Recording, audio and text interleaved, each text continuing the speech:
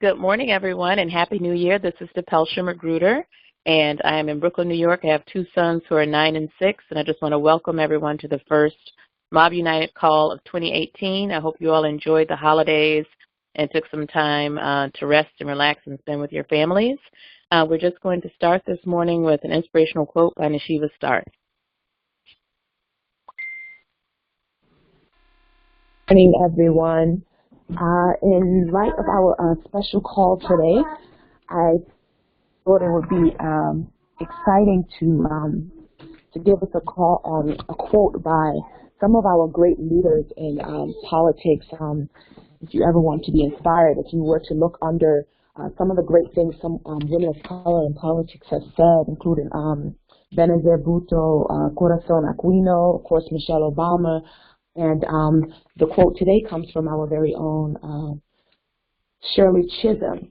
So Shirley Chisholm said this as it relates to women in politics. She said, "At present, our country needs women's idealism and determination, perhaps more in politics than anywhere else." And I know she said this decades ago, but it seems to ring true now even more than ever.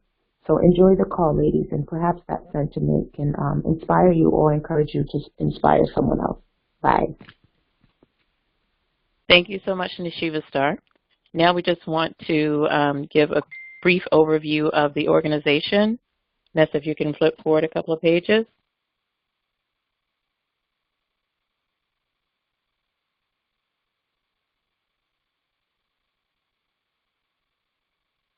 Next page.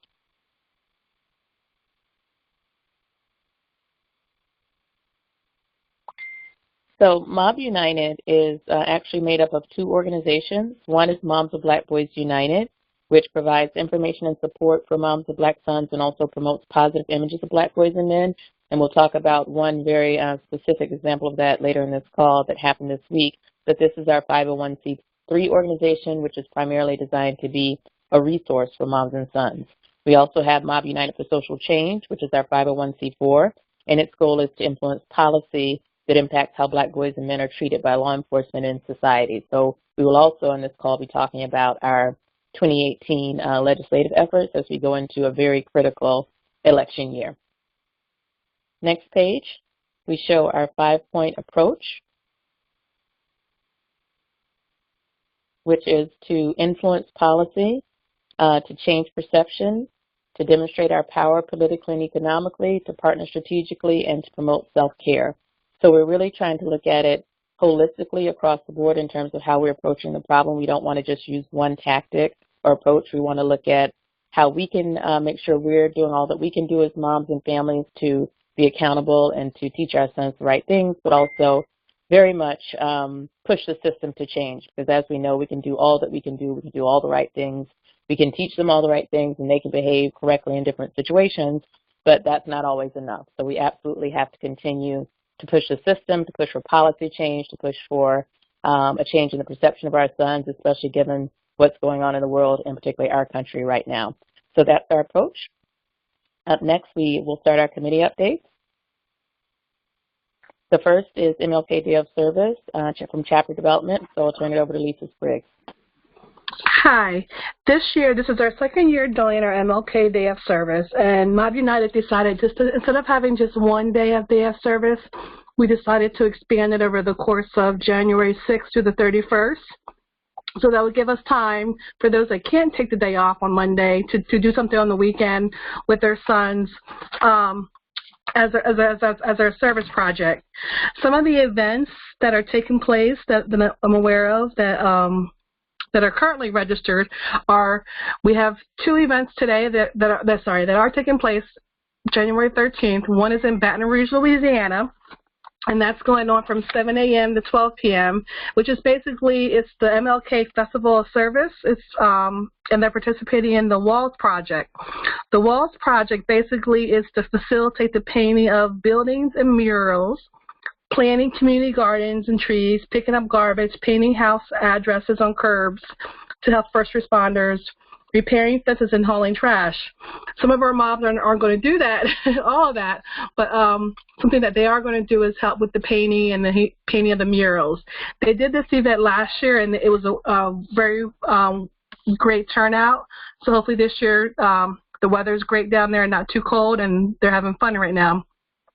The next event that is actually happening today in San Diego that our Pam Garcia is participating in is the 8th annual Dr. Martin Luther King Jr. Community Celebration and Sports Fest. Here we're doing some overall volunteering at the event, and as well as dispersing information about Mob United. Some of the activities that are taking place at this event are rock climbing, astro jumps, line dancing, as well as basketball sports camp. So that's where some of the sons will be helping to volunteer out in those activities. That, if you're in the San Diego area, is actually, it's taking place at Martin Luther King Park, and I have the address if you like that, on Skyline Drive. January 15th, I'm not sure if Peggy Burns is on, but on the actual day of MLK, Dallas, Texas, they will be involved in the neighborhood beautification with the city of Arlington. They did this last year, the same event last year. There they went around just helping cleaning up neighborhood yards for those individuals that weren't able to do so. Also that day in San Antonio, Texas, the ladies are getting together at the MLK Day Parade and participating in that. On January 20th, we have 2 events that are taking place. Brooklyn, New York, which will be partnered with, DePelsha will be handling that in Brooklyn. DePelsha, do you want to talk about that event and who we're partnering with? Sure, just let me get off mute. Yes, so we're going to be partnering with the Bed-Stuy Restoration Corporation again this year. That is community, actually the nation's oldest community economic development organization, who has a whole host of services across, job development, economic development, entrepreneurship, health and wellness, arts and culture. But they have a location that's in an area where a lot of low-income housing is, specifically Marcy projects and other subsidized housing. So we're partnering with them to host a family day for families in Marcy projects and other subsidized housing in that area, and it's going to be a fun day of arts and crafts for kids and reading books. We're going to watch a short movie about something related to the civil rights movement. We will also have snacks and, conversation. Of course, tell the moms there about who we are and the services that we offer to moms. So it should be a great day. And if you're in the New York area, I really encourage you to come out. It's January 20th, 2 to 5 p.m., and all the information on how to sign up and RSVP is on our website. We really need volunteers to come out and read to the kids, help with art projects. We're going to build a mural, and just have a day of fellowship, and the whole family is invited. Awesome. Thank you. The next event that will be taking place on January 20th will be in Atlanta, Georgia. It's called Power to the Polls, which is piggybacking off of the Women's March from last year. So there we'll also have a table, also getting information on how to register voters and getting out the vote. Some of their initiatives that they're participating in is aligned with our initiatives, such as voting rights and registration, as well as human rights. So it's a great fit for us to be out there next week, the 20th. Yes. Another event that is still being planned out is one in Los Angeles, California. So as soon as we have more information on that, I will be sure to let everyone know, and we'll have it put out there on our calendar. For those in other areas that we don't have anything particularly planned, you can definitely go out to the MLK Day of Service resource, which is the pointsoflight.org. Out there, you can just put in your zip code, and activities for that day, or just in your area in general for volunteering, will pop up there. So if you're looking for something, take a look out there and see if you find something that fits for your city or your area.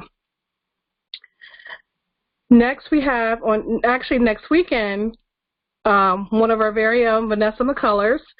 She will be the guest speaker at the Women's March in San Diego.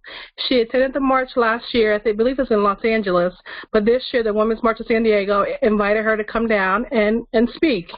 So she'll be participating in that next weekend. Vanessa, do you want to add anything to this?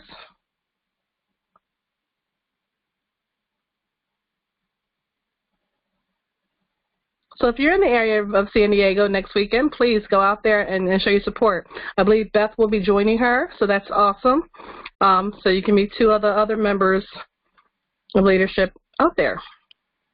The only other thing, the only other thing I would add is that if anyone is going to any of the Women's March events across the nation, please represent Mob United by wearing your Mob United gear. Thank you, yes. And you can get your Mob United gear at the mobunited.org store if you don't already have it.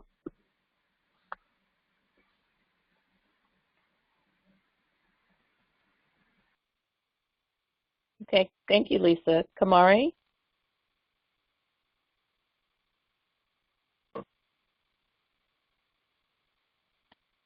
Kamari, if you can please unmute. Hi, ladies. Can you hear me? Oh, yes, we hear you now. Hi, how are you? Good morning, ladies. Happy New Year. Today, I just want to let you guys know that the Facebook Live reading that we had with Derek Barnes on December 17th, it went really well. We had a lot of engagement with the ladies of Mob United, and the prizes, gifts that were given out will be sent out to you guys shortly. I spoke with him earlier this week, and he's getting everything out. So I just wanted to let you guys know that it was a great event. There was a lot of engagement. A lot of ladies were responding to what the young man was speaking, because his son was the speaker for the reading the book. And we're really excited that we have this partnership with Derek and his son Solo. And also, we're going to begin reading the second book. My book club is Ta-Nehisi Coates' Between the World and Me. We're going to be doing the first post tomorrow, it's Monday, January 15th. And so that we're hoping that everyone will get the book and will engage in the posts, and so that we can read this great book together. This is a book that he wrote to his son about his experience being a black man. So I'm hoping that we will all engage and have some great conversation around this great book. Thank you, ladies. Have a great day. Thank you, Kamari. It is a great book. I read it a while ago and highly recommend it. And it's not that long of a read. It's deep, but not that long. Up next, we have Delicia, who's going to tell us more about our 2018 legislative campaign.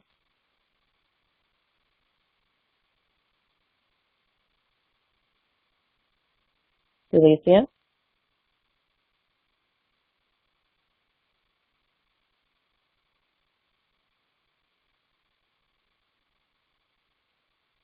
Delicia, if you can please unmute yourself.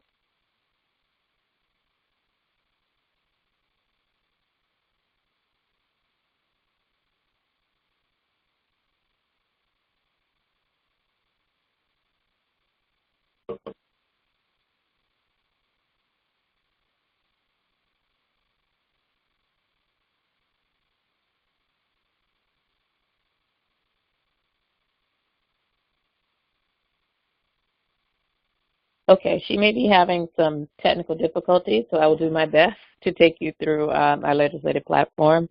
I don't think Frankie is on. Ordinarily, Frankie Robertson would do it, but she is actually participating in the Baton Rouge MLK Day of Service activity right now and couldn't be on the call. So obviously, 2018 is a very important year for us. I think Delisa said she got kicked off the call, so we can just give her a minute, but I will just frame it. Obviously, it's a very, very important year, given the current political climate and, the fragility, I would say, of our political state right now. So we really need to be present. We really need to make our voices heard, and we want as many of you as possible showing up for town hall meetings, setting up meetings with your legislators at the local, state, and federal level. We will essentially be developing, it's in development right now, a legislative platform, so that we can all have the same talking points when we go to meet with public officials, when we speak out to the press, wherever you may be. We want to have a clear agenda on what it is that matters to us, what it is that we care about, and what we want to see from a policy perspective. So when Delicia gets back on, she will talk more about this. We also will have a targeted approach in terms of looking at certain states. We've been following legislation in various states. We want to identify states where there's legislation in play related to the issues that our organization is committed to.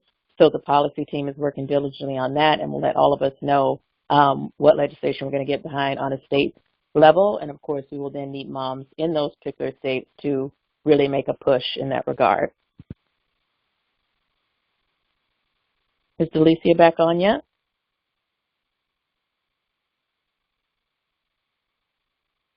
Okay, let's just give her a minute.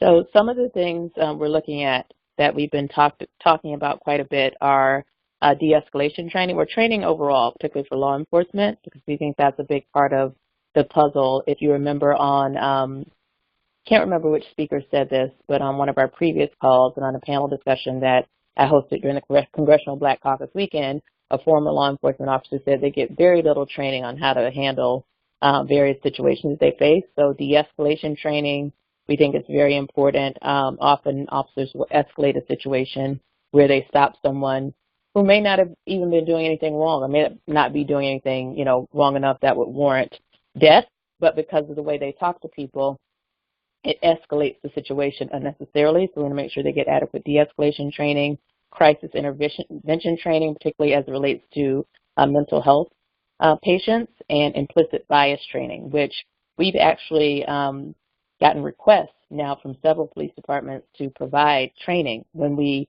do our outreach for rapid response cases. When there's a case we're speaking out about, we'll call, police chiefs, mayor's offices, legislative offices, et cetera. And one of the response we've gotten now more than once is, well, can you help us? We don't have that kind of training. We don't have the funding for it. Can you help us? Do you have a curriculum? So we're actually now developing a curriculum for implicit bias training that we want to roll out all across the country as those requests come in. Also, they need more oversight, so that's things like access to body cameras and making sure the body cameras are actually on, because as you've seen in a lot of these cases, often they have body cameras, but they're not even, on at the right time. Also, criminal justice reform overall and structural intersections with poverty. These are things like bail reform, teen life sentencing. As you know, hopefully last year we got behind the Raise the Age bill in New York in a big way, which raises the age of criminal liability or being tried as an adult from 16 to 18 in New York. So those are some of the things we're looking at. Also, from a state legislative campaign perspective, Delicia could speak to this much better, but you see some of the key states listed here: California, D.C., Georgia, Illinois, Louisiana, Maryland, Michigan, North Carolina, Pennsylvania, New Jersey, New York, Tennessee, and Texas are all states we're looking at that have legislation in play. And some of the key issues, again, that we want to talk about are implicit bias training, bail reform, peace officer violent encounter standards, because there's often no singular standard on how different law enforcement agencies interact with citizens. I think there are more than, I believe it's 18,000 separate law enforcement agencies across the country, and there's no standardization for how they operate, for how they collect data, et cetera. Body cameras we talked about. And then member engagement is going to be really big, and that's just why the chapter development piece is so critical, because we need leaders in each city who are really mobilizing moms to speak out. So we want to host Mob United for Social Change Lobby Days around March. So I think that's it. If Delicia is on, if there's anything you want to add, feel free.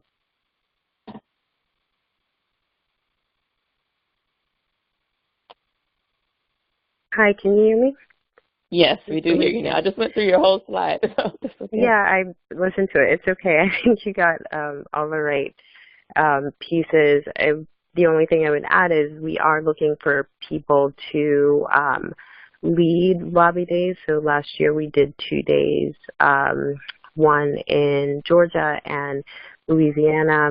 We'll be working closely with the chapters to try to see if we can identify opportunities in states. But if this is something that you're interested in, we're going to be organizing trainings for folks to go to their state assemblies and meet with their representatives. And what we'd like to do is build on what we did last year. Instead of having 2 we'd love to have half a dozen days where we organize members in their states to go to their state legislatures and meet with their representatives. We'll equip you with our legislative platform, which we're about to roll out. So you'll have talking points that outline our organizational position on the different issues that the Pelsha just mentioned, and we'll also be conducting trainings for folks so that you are comfortable in engaging your representatives. So stay tuned. We're currently watching legislation in all of these states, and so via our call center, but also different tools this year, you'll see, as we did last year, be supporting different measures in different states. Great, thank you. So stay tuned, a lot more to come on that.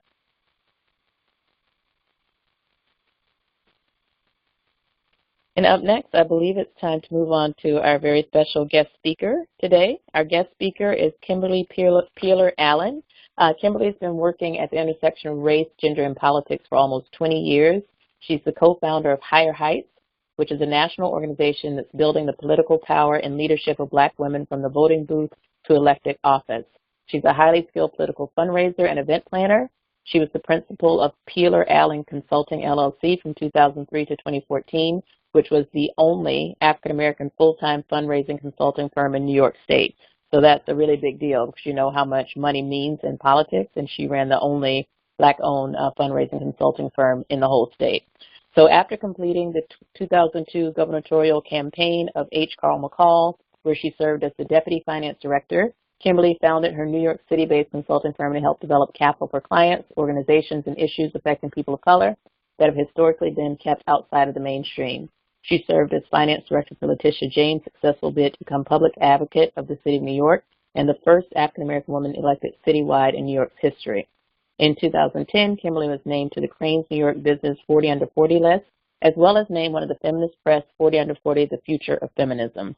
And she recently got a great new fellowship, the Roddenberry Fellowship, which is their inaugural year, and she will be in the first class of leaders who are making a difference in society overall. So without further ado, I introduce Kimberly Peeler-Allen, and we'll just need a minute to switch over to her presentation. Kimberly, are you there? And if you're there, don't forget to *6 to unmute yourself.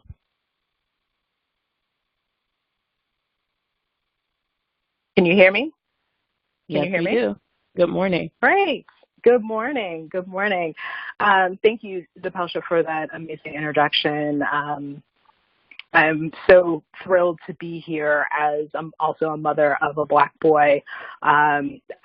When Pelsha started this 2 years ago, I think I was probably on maybe the first or second flight of Facebook posts, and to be involved and see the work that you're doing, just trying to make the world safer for our children is just amazing, and I'm so glad to be a part of it. And we've been talking about getting Higher Heights on one of these calls for a minute, so I'm glad to be here. So my computer is having technical difficulties, so I can't actually see my slides. So I will speak from what I know I sent over, and hopefully the slides will coincide with my remarks, and maybe as I go, my computer will decide not to be having a moment and cooperate. So Higher Heights was born out of the need to find a space or create a space for Black women to exercise their political voice.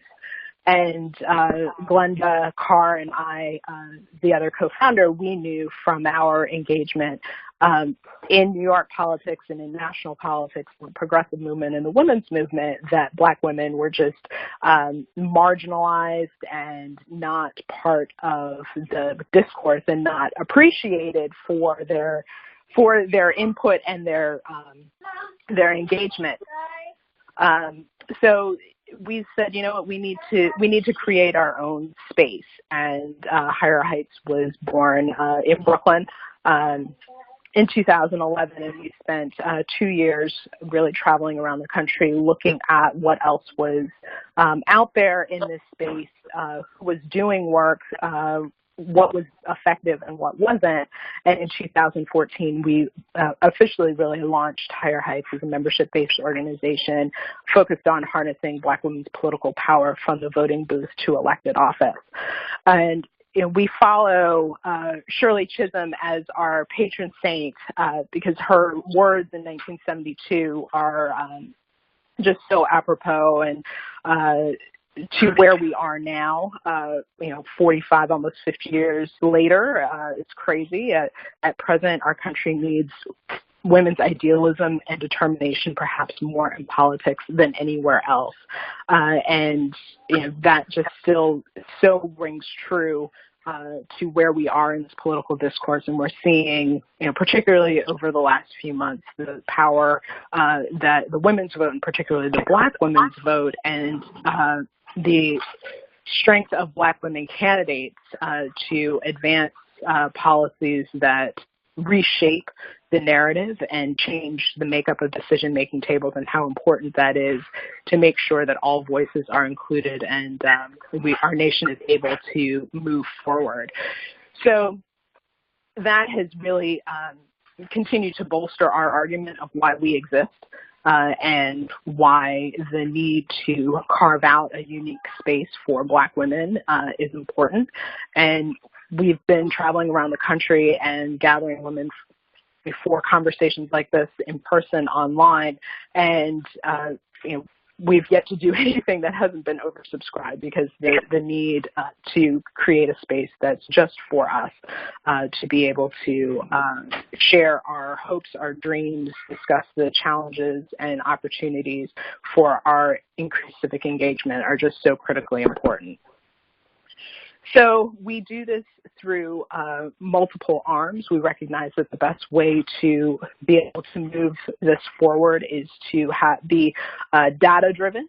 So we've done research. The Status of Black Women in American Politics is a report that we're now in its third iteration in partnership with Rutgers University, where we do really a baseline analysis after every election of the growth and the challenges of Black women as candidates, as well as the strength of Black women as voters, and just doing a constant keeping a constant pulse on where we've been successful. As of the beginning of December, going into 2018, we have the largest number of Black women leading top 100 cities in our nation's history at 7. 6 were elected, and the mayor, or the acting mayor of San Francisco, London Breed, was appointed upon the untimely death of Mayor Lee. But this is a really historic moment in Black women's leadership and executive leadership, because we know that when you change the leadership at the top of the ticket or in the executive chamber, the ripple effect is beyond just the municipality, but the region, and in many cases the state. And having a different set of voices around those tables or leading those tables can really make a difference for our families and our communities. So we're really excited about that. We're really excited about the electoral opportunities in 2018 to increase the number of Black women in Congress from a record 21, 19 voting, 2 delegates, to possibly 24 or 26, as well as breaking the glass ceiling of electing the first Black woman governor in our nation's history, in Stacey Abrams, who's running for governor of Georgia. So we are a multi-pronged organization where we have our research arm, which is Higher Heights Leadership Fund, which is the 501c3 organization that also does our voter mobilization through our Black Women Vote campaign. All of our campaigns are hashtags because we know Black women are the largest users of social media. So we have Black Women Lead, Black Women Run, and Black Women Vote for our programs.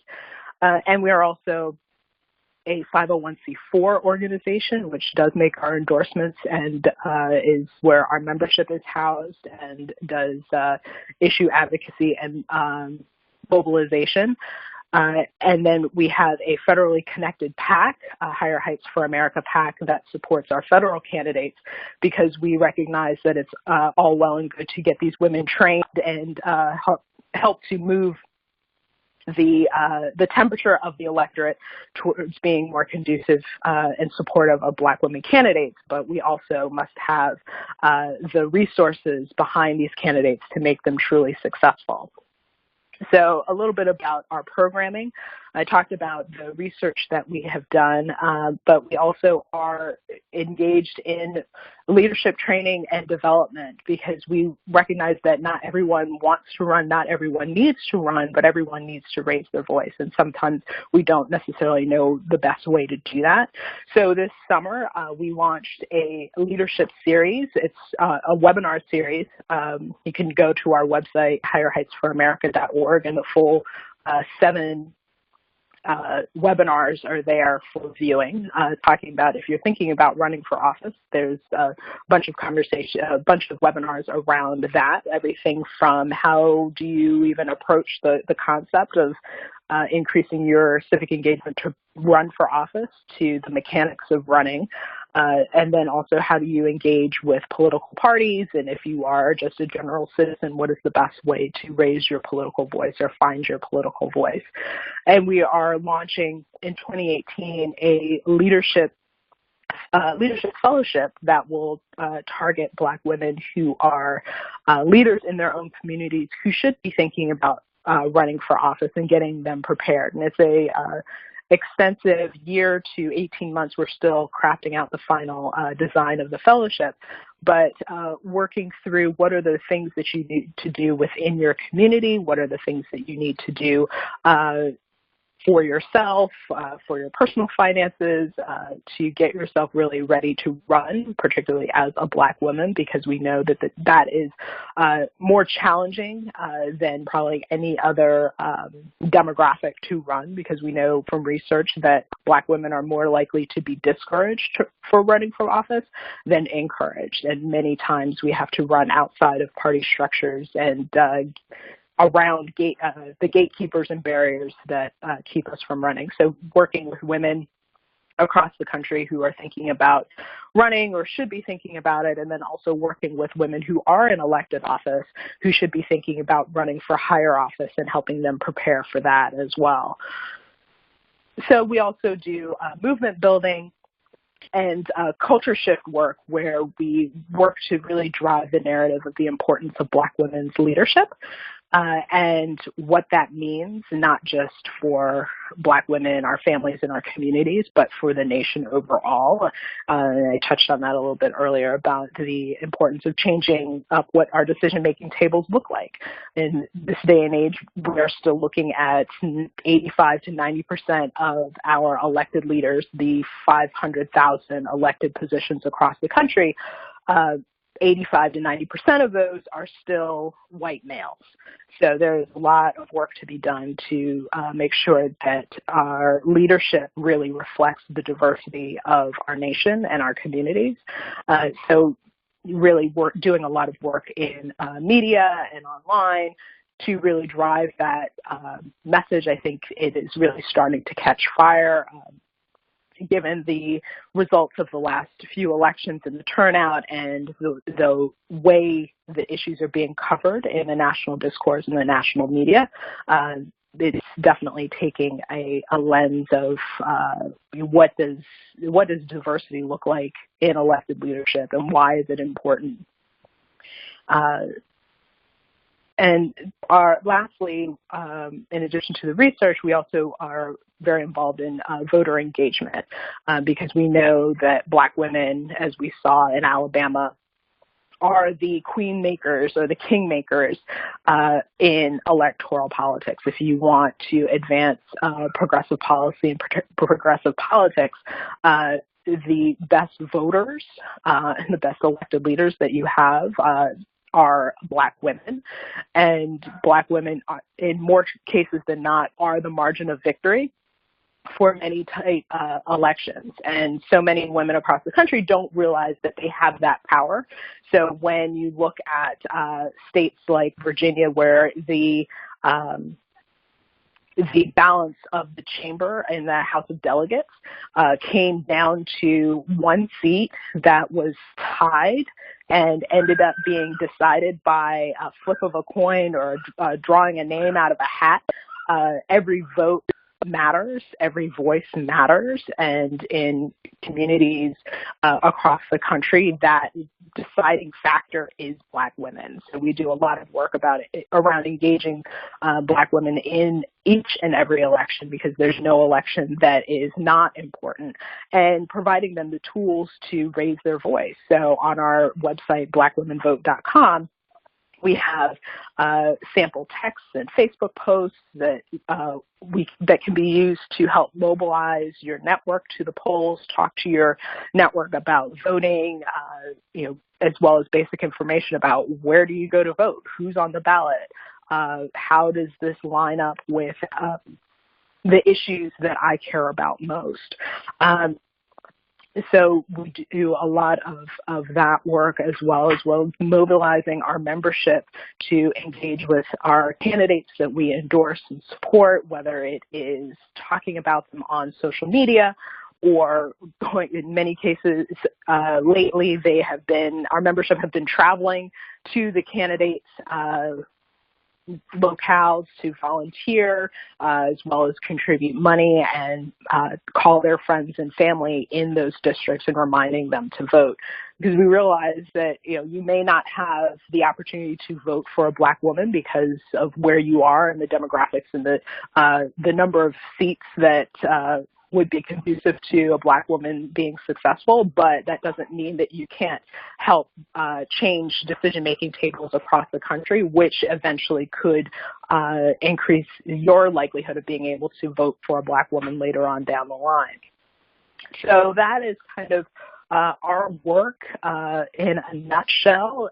You can find all of our work on our websites. Like I said, we are a conglomerate of organizations, and you can follow us on social media using the hashtag BlackWomenLead, and on Twitter we are at Higher Heights.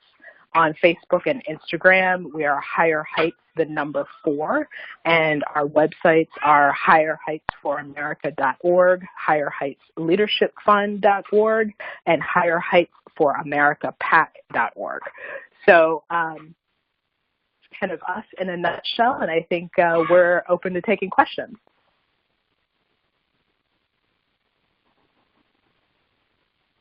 Can you hear me? Thank you so much, Kimberly. Oh, yes. Go ahead, Kamari. First, I just want to say thank you so much for that great overview, and congratulations on all the success you've had to date. So we can open it up for questions now. And if you have a question, don't forget to press *6 to unmute yourself. Hi. This is Kamari Gafford Davis. I'm calling from Pennsylvania. I wanted to know, did you find that you have a lot of women who are afraid to take that first step? And what areas do you find that really do need more Black women, representing their communities? We do find that Black women are reluctant or afraid to take that first step, which is part of the reason we actually launched our training series as webinars, because we discovered as we were talking to some women that by even going to a training held by like an Emily's List or a Merge or something, they're putting themselves out there in a way that they may not be prepared. So we thought we would provide our webinars online. So from the privacy of your own home, you can start to prepare yourself so that you are ready to go out and be in public or have it, be publicly known that you're thinking about running for office. So trying to really make it as easy and supportive as possible for Black women to take that leap. And in terms of where Black women should run, everywhere for everything. Period. Full stop. Good stuff. Yeah. Hello. Yes, go ahead. We can hear you. Yeah. My name is Jennifer. I'm from Staten Island. I came to one of your meetings, I think like 5 years ago, Higher Heights on Liverpool. Oh, wait, great. Yes, but my concern here is engaging the immigrant Black women, because there are a lot of us coming up on a grassroots level, but we are a little different. And how can you address our cultural barriers that we have in our community? Because yeah, you're out there, but my concern is the immigrant Black woman being able to have access to higher heights from a grassroots perspective to a national, towards a national level. Yes, absolutely. I'm sorry, my little Black boy is screaming. Okay, we have it all the time. We're used to that. No problem. We definitely need to engage with all of our sisters from across the diaspora and recognize that the barriers and challenges are nuanced, and Black women are not a monolith, and we are, this is a work in progress. We've only been around for about 6 years, so working to make sure that we are doing a better job of incorporating and including our immigrant sisters, whether they are Afro-Latina or from the continent or from Europe or wherever. We want to make sure we do a better job of including them in our work. So would love to have a conversation, having been to one of our events previously, would love to have a conversation with you offline about ways you think we should better engage with the immigrant community across the board. Thank you. Hi, this is Tammy, also from Staten Island. I know Jennifer. I want to thank you for being on the call. Michelle Akipong is working. She's working with us because we started a group out here for women of color, specifically after the march, because we found that the women of color movement here on Staten Island was predominantly white, and their issues were not our issues. And I'm echoing what Jennifer has said, is that, we don't have the same access, even though they're trying. Right now, we're in the midst of doing a racial,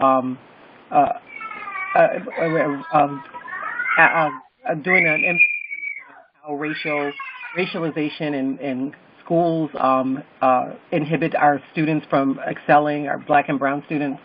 But, we definitely, we definitely need help out here on Staten Island. I know Michelle will definitely be instrumental in helping with that. But, excuse me, but if there are any tips, because we live in a very Republican borough who has taken for granted the Black vote, if there's any tips or anything that you can do with that. And we do know our power as Black women here on Staten Island. Not everybody recognizes it, but we do know it. If there are any tips, we're definitely going to be working with Mob United, of course. That's my heart. I'm sorry, I'm getting over a really bad cold. And any other tips that we can navigate, because we're not the only ones in the country that deal with this. A lot of other cities do as well. Right. Well, I think you are taking a great first step, which is organizing yourselves and kind of moving as a block. What we found is when it is a larger group than just 3 or 4 people, it starts to get some notice. And I know the climate of Staten Island very well. Working in New York politics, it's very dynamic, and Michelle and I go way back. And the challenges, particularly around your council seat and the assembly seat, and making sure that you have a candidate of color, let alone, in particular, or ideally a Black woman for those seats, for those positions, as well as making sure that the needs of the immigrant community, and I would say it's all immigrants on Staten Island, are being shortchanged from what I've seen, whether they are Latino or African or otherwise. It's a very challenging county or borough to be in as an immigrant. But I think working together and having, there's always strength in numbers, and being able to go to various places and be able to really push and drive that narrative. And I think having some conversations with the media. I know the Staten Island Advance is not exactly supportive, but there have to be other outlets out there that can help drive this narrative for you as well. But being able to say we have amassed X number of immigrant women or women of color on Staten Island because we feel our issues are not being heard, and this is what our issues are, and take those to the elected officials as well as the gatekeepers and some of the other stakeholders in New York, the city overall, I think will help move the needle. But I think Michelle and I are due for a follow-up phone call, as we had some conversations last year about actually doing some higher heights organizing on Staten Island. And we're due to pick that conversation up. So thank you for the reminder that I need to circle back to her. Awesome, because we're planning that, so she's going to be reaching out to you. Great.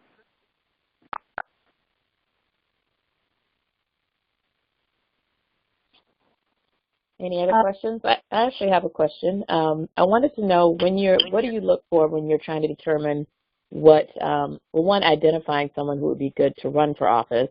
And once you've done that, what are you looking for to decide whether or not you want to put, higher height, weight, and name behind them in terms of, credibility? Like, do you support all Black women, or is there a filter that you use to decide how and when to support? So in terms of identifying Black women who should be running, it is generally looking at what they're doing. We are the activists. We are the ones behind the scenes in so many movements, whether it is supporting elected officials, whether it's being their staff or being the community organizers, block captains, PTA presidents, really looking at women who are doing the work and seeing folks that are followed, whether they are, more times than not, they're the reluctant leader of a movement or an action because they just say, okay, this can't stand. I have to do something about this. And if folks want to follow me along the way, great, but I'm going to do what needs to be done. And then they amass a realm of support. And we've seen so many women who are, maybe this is like something that they are doing on the weekends or after work, and leaving their profession or reaching into a different space in their professional career is not something that they necessarily thought about. But it is something that they would be excellent at. So those are kind of the women that we see as we've been traveling around the country. It's like, oh, well, you're not really a leader. You don't think of yourself as a leader, but, you've raised X amount of dollars for this particular cause. You've rallied X number of volunteers. You've been, in your elected leaders' faces about these issues that are important to you. I think probably many of you on this call would be great elected leaders and great elected officials just by your commitment to the issues and standing up and making your voice heard. So that's really how we have been looking at, trying to encourage women to run. How is your current activity or current engagement translatable into elected leadership? And in terms of who Higher Heights supports, so we are a relatively small organization. We would love to be in the trenches for each and every Black woman running who has their name on the ballot, whether it is a district leader or running for U.S. Senate and everything in between, but we can't. So we try and do as much as we can for the masses through our communications program, where whenever we are asked about positions on various candidates or opportunities to run women, we talk about as many as we can get in name-wise, drop as many names as possible, whether we are actually endorsing those women or not, because we recognize that one of the biggest barriers for Black women running is letting people know that they're actually running and being able to say, I know that there are 22 women running for Congress across the country. Whether or not we're actually going to support them, each and every one of them, remains to be seen. But you should know that there are 4 women running in Texas. There's a woman running in Utah. There's 4 women running in California, to increase the numbers. It's not just talking about the incumbents, but the women who are trying to grow the numbers. So we see our role as being able to help those women in that sense. In terms of what our political action committee does for endorsements, right now we are looking at congressional federal candidates, so Congress and Senate, as well as statewide executive office. So that's generally attorney general,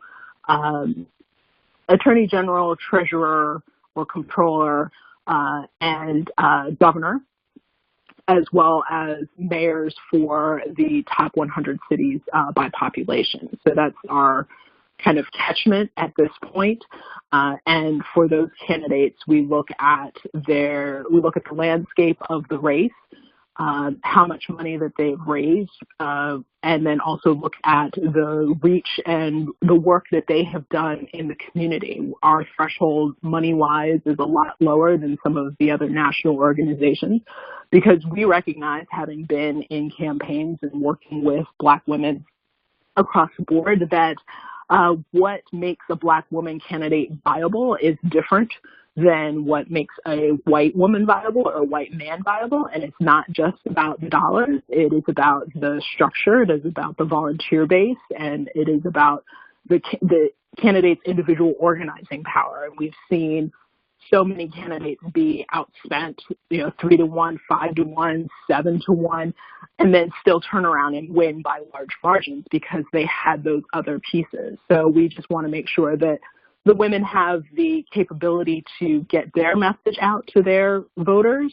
as well as organize and mobilize their base of voters. So that's kind of our calculus of how we make our endorsements. Right now, for 2018, we have endorsed 3 candidates. We've endorsed Stacey Abrams for governor of Georgia. We've endorsed Tamara Harris, who's running in New Jersey's 11th congressional district, and Lauren Underwood, who is running for Illinois' 14th congressional district. We'll be making another round of endorsements in the middle of February. And those will likely encompass mayoralties, statewide electeds, and probably a few other federal candidates. Great. And are those candidates you just mentioned on your website as being endorsed? Yeah. Okay. Thank you. Mm-hmm. Anyone else? I believe that there are some questions in chat. There is one that you may or may not have answered already. It's about district attorney races. Are you involved in district attorney races?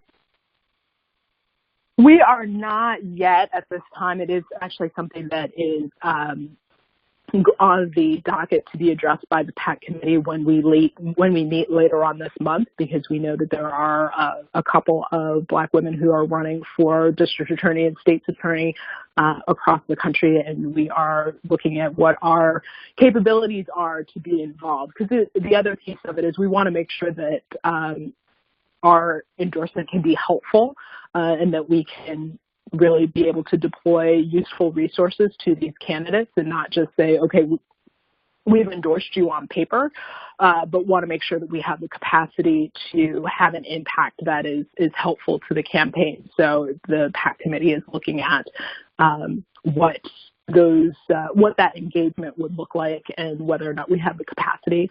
But we are aware of several Black women running for district attorney and want to be as helpful as we can be. Thank you. And there's one more question in here. Do you have, in your movement building, do you have a ladder of engagement to help people advance from signing a petition to lobbying their legislatures? We're building that out.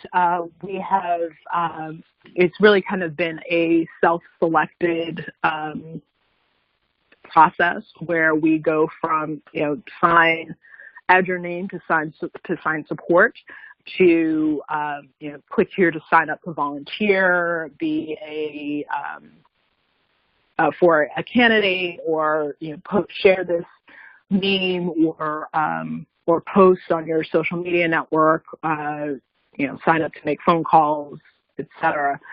We have not been. We're still developing out how we very deliberately increase our supporters' engagement, but we try and provide a myriad of opportunities and allow people to select on their own what they feel most comfortable doing.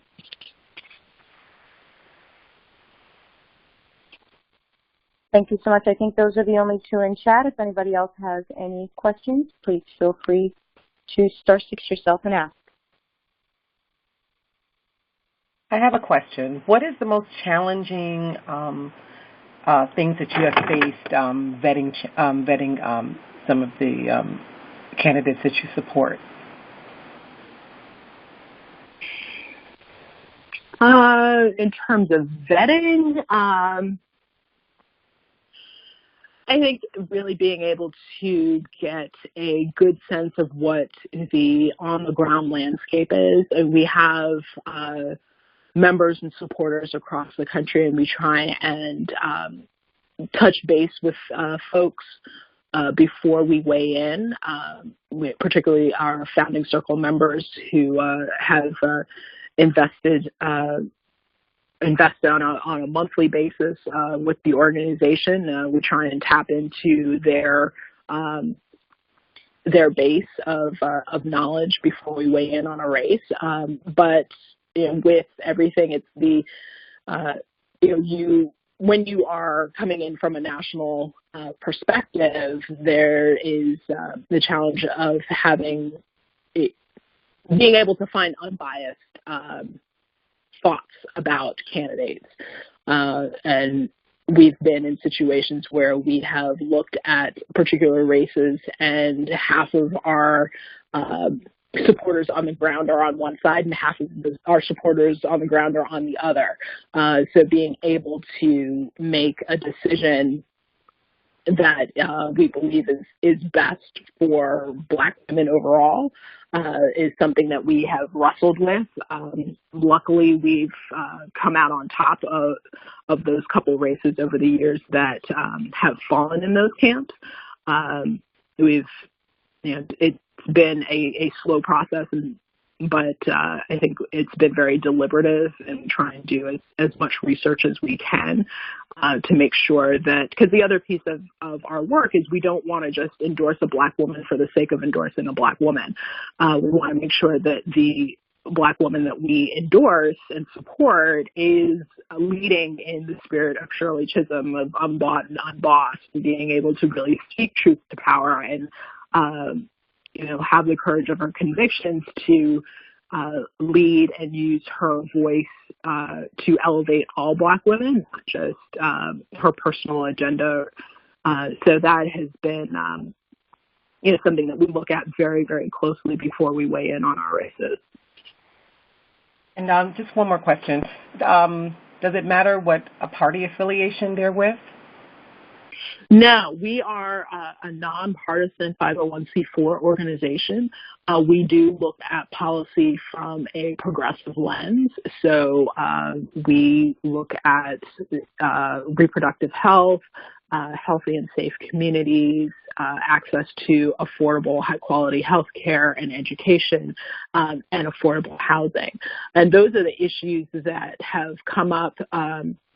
In 2016, we spoke to almost 1,500 Black women across the country and surveyed them and said, what are your top issues?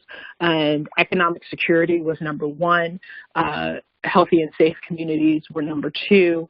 High quality, affordable education and affordable housing were the top issues that came up across the board. So we try and look at the candidates' positions and platforms in that lens, which leans more Democratic, but we don't look at party affiliation when we are making our endorsements.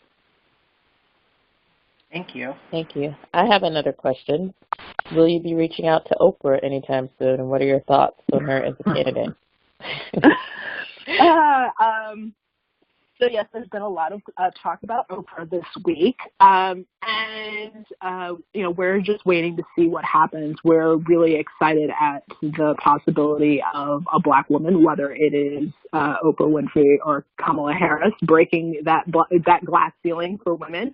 And I think that it is a tremendous opportunity to galvanize the base, and hoping that either one of them have the reach to bring more Black women into the pipeline. There's always that fear that if we have one, we won't get others.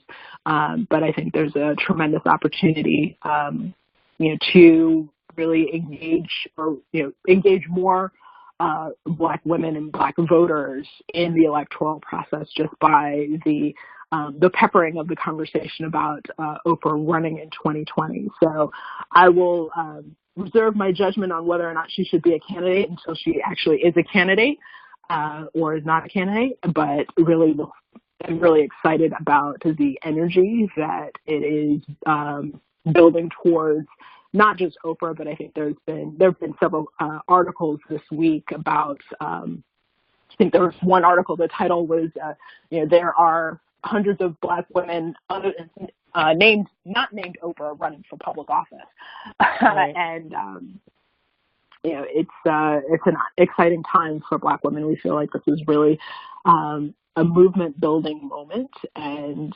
we have to act on it and try and bring as many Black women into the pipeline as possible, because we may not get this type of energy again if we don't maximize this moment. Right. And how do you think we can leverage our power in this moment? Like, some people are running for office, we're also deciding elections, like in the case of Alabama Senate race.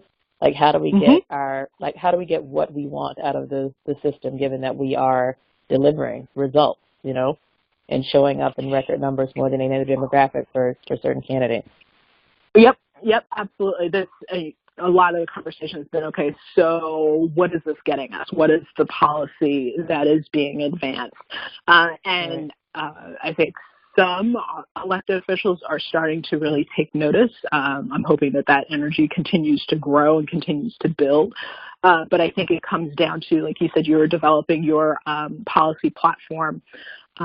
for 2018, and I think having, please share that with us so that we can echo that, and I think being an echo chamber for each other, whether it is the Domestic Workers Alliance, MOB, Higher Heights, all the organizations that are kind of working in the space, for us all to kind of come together with a, not a unanimous platform per se, but be able to piggyback on each other's work so that, like this, telling the women in Staten Island to be able to say, look, this is a movement.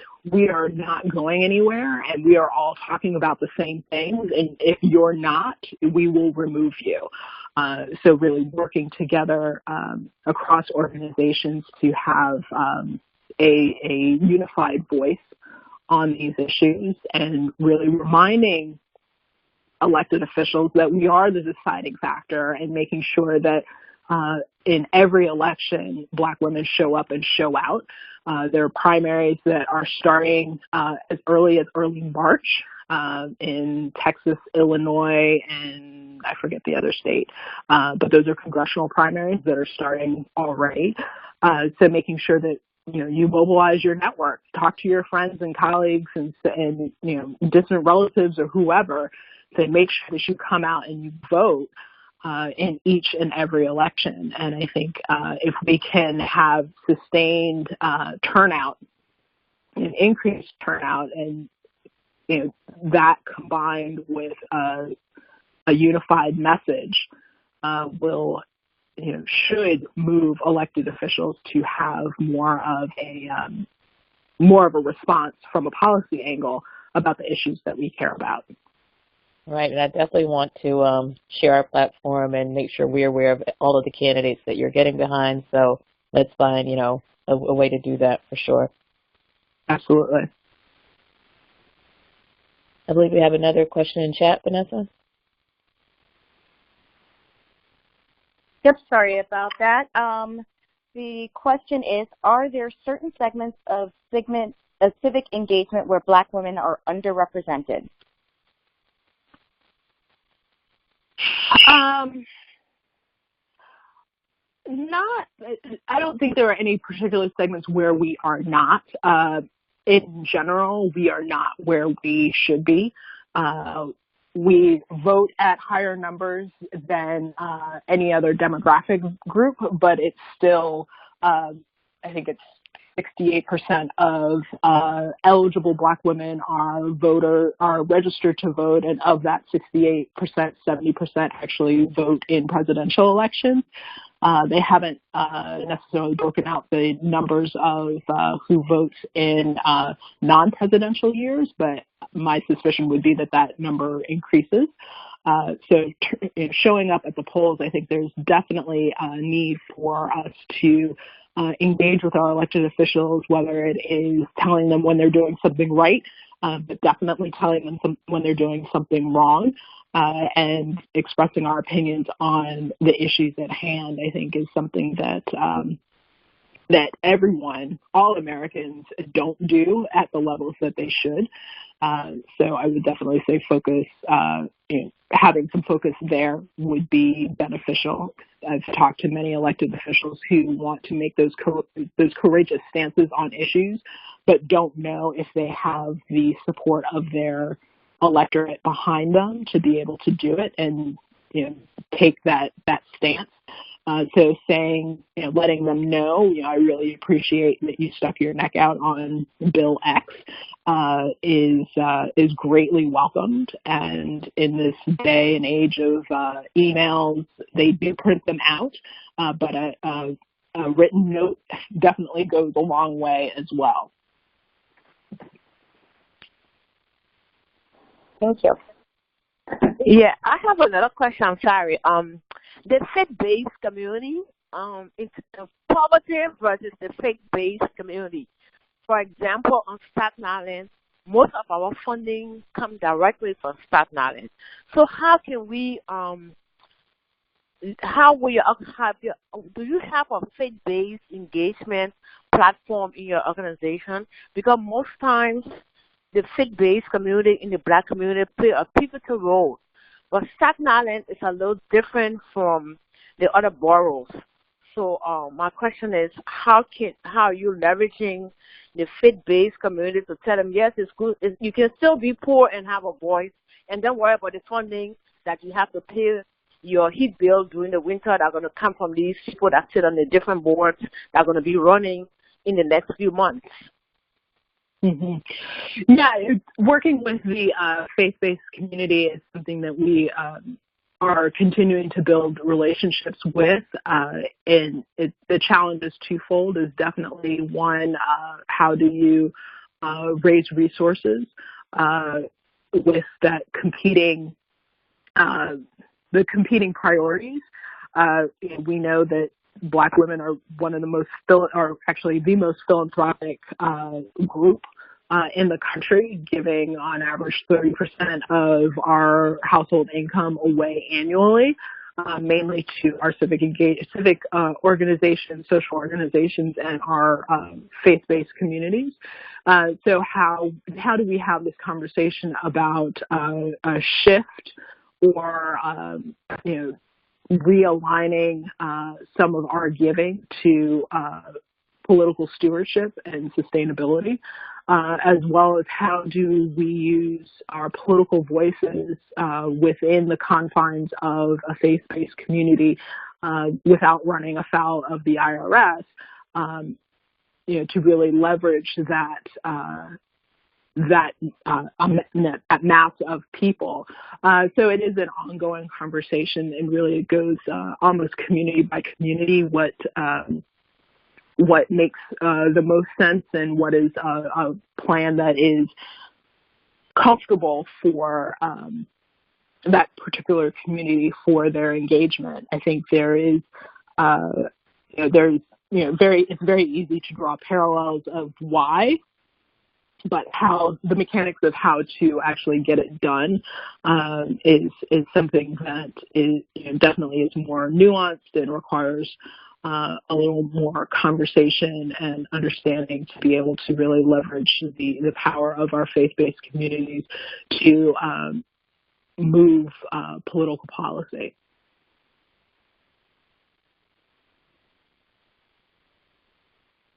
Hi, this is Tammy. I have one more question. What about your youth? My daughter is very civically engaged, and her mind is amazing to me.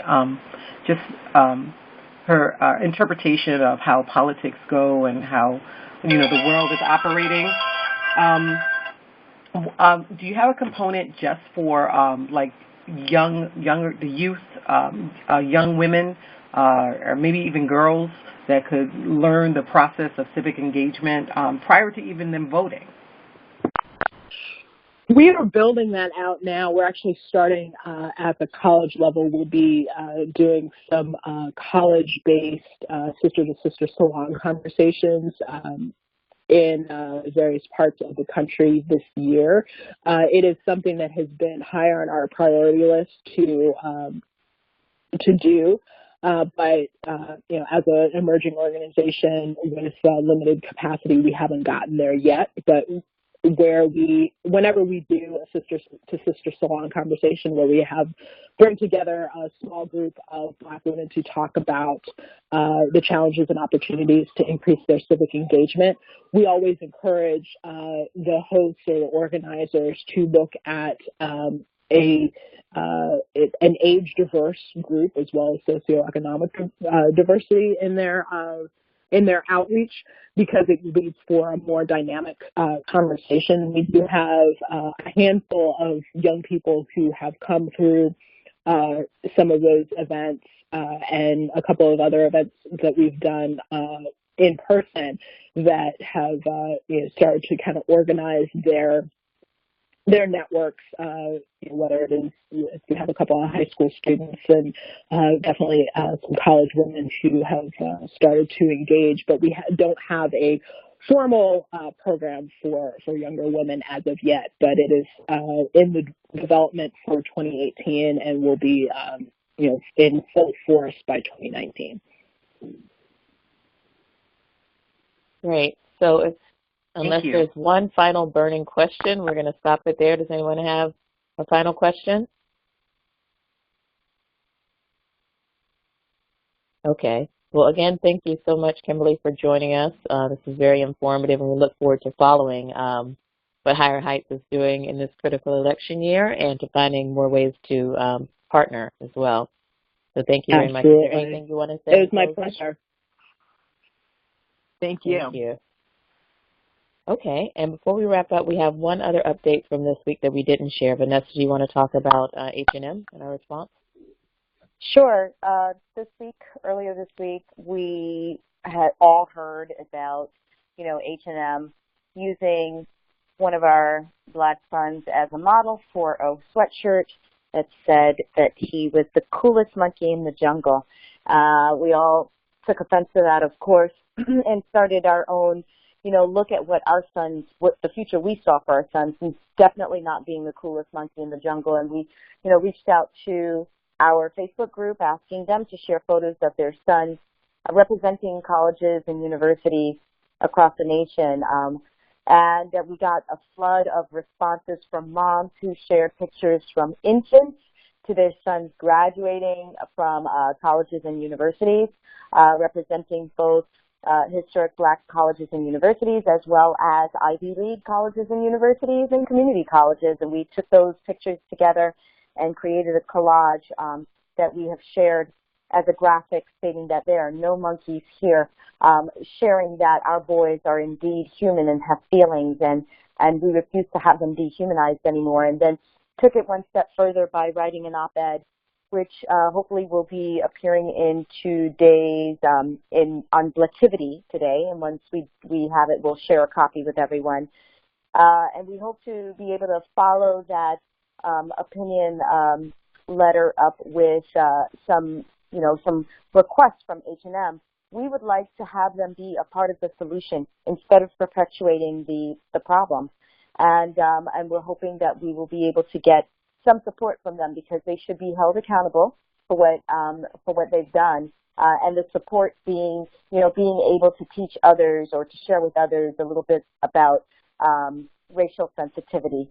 We've gotten requests, as the Pelcher mentioned earlier in the meeting, from school districts to law enforcement officers, and we want to be able to share, some tools to help them be more racially sensitive. And H&M, we believe, should be a part of providing that service to them and to others. And so we'll keep everyone up to date as we move forward in our request for this. I think that one of the biggest things we learned here is that we can't just raise up every time something happens. We need to stay consistent in our requests that, we want to change the perception of our sons. And that's all I've got for that. Thank you. So with that, we're going to close out for this week. The next call will be February 10th.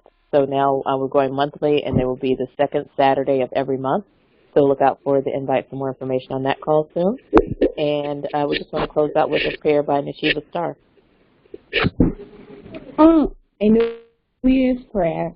May God make your year a happy one, not by shielding you from all sorrows and pain, but by strengthening you to bear it as it comes. Not by making your path easy, but by making you sturdy to travel any path. Not by taking hardships from you, but by taking fear from your heart. Not by granting you unbroken sunshine, but by keeping your face bright even in the shadows. Not by making your life always pleasant, but by showing you when people and their causes need you most, and by making you anxious to be there to help. God's love, peace, hope, and joy to you for the year ahead. Happy New Year again, ladies. Be well. Happy New Year. Thank you. Have a great weekend.